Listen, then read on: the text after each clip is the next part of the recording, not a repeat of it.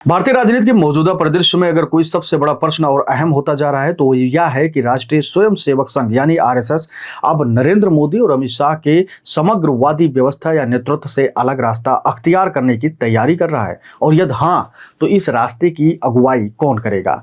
इसके जवाब में जो नाम सबसे ज्यादा गूंजता है वह है उत्तर प्रदेश की वर्तमान मुख्यमंत्री योगी आदित्यनाथ का।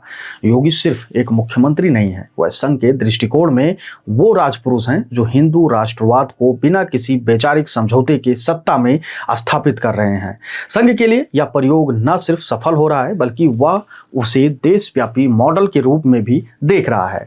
आरएसएस भले ही भाजपा के मात्र संस्था हो, लेकिन पिछले एक दशक में नरेंद्र मोदी और अमित शाह की जोड़ी ने पार्टी और सरकार दोनों में जिस तरह पूर्ण केंद्रीकरण कर लिया है, उससे संघ भीतर ही भीतर असहज है। मोदी और शाह अपनी राजनीतिक रणनीतियों में कई बार संघ की सलाह को दरकिनार किया है, फिर चाहे वह टिकट वितरण को लेकर हो या राज्यपालों की नियुक्ति या संगठन का स्वरूप या अल्पसंख्यक मामलों पर हो। छवि निर्माण की कोशिशें संघ में के कई वरिष्ठ प्रचारकों को एक किनारे कर दिया गया और कई विचारधारात्मक मुद्दों पर चुप्पी साध ली गई। संघ की नाराजगी उस वक्त खुलकर सामने नहीं आई, लेकिन अब जब भाजपा की लोकप्रियता और संगठनात्मक मजबूती के कई स्तंभ दरकने लगे हैं तो संघ के पास योगी आदित्यनाथ एक वैकल्पिक शक्ति के रूप में उभर रहे हैं।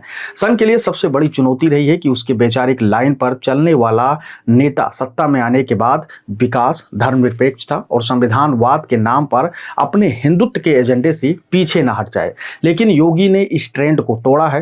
गोरक्षा कानून लेकर लव जिहाद कानून लाकर, अवैध मजारों पर बुलडोजर से लेकर मंदिरों के भव्य पुनर्निर्माण तक, काशी, अयोध्या, मथुरा को धर्म नगरी बनाने के रोड मैप तक योगी ने स्पष्ट कर दिया है कि वह राज धर्म को सांस्कृतिक राष्ट्रवाद से अलग नहीं मानते।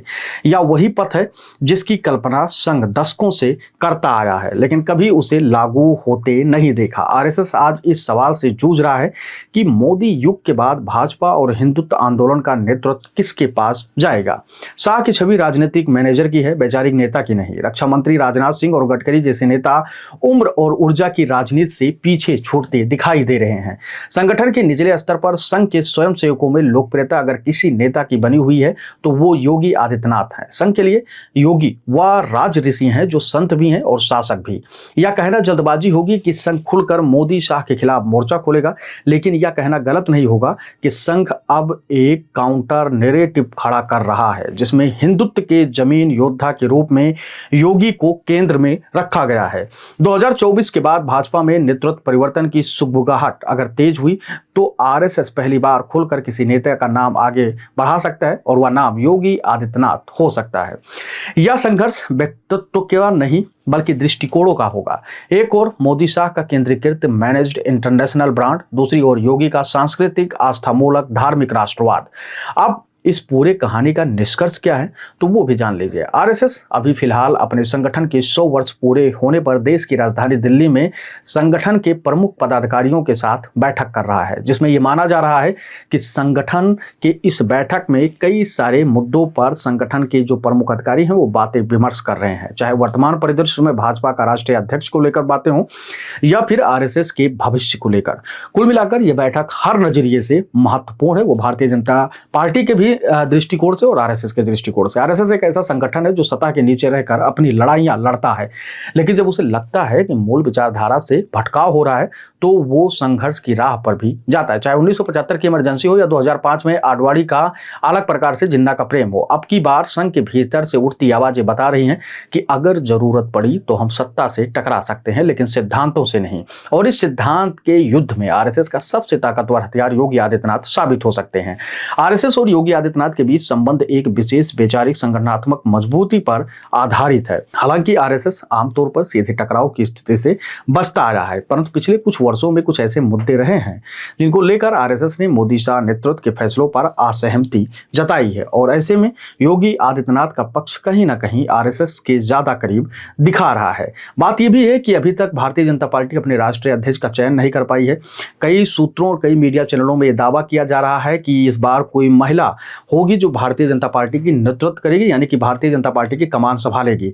बात अगर करें तो 2 स्टेटों में अभी भी प्रदेश अध्यक्ष नहीं बन पाए, चाहे वो गुजरात हो चाहे उत्तर प्रदेश। एक तरफ मोदी का अपना गृह राज्य, दूसरी तरफ योगी आदित्यनाथ का अपना गृह राज्य। यहाँ पे सामंजस्य बनाने की स्थिति चल रही है और कहा यह भी जा रहा है कि बीते आने वाले कुछ ही दिनों में यहाँ पे प्रदेश अध्यक्ष बनाया जाएगा।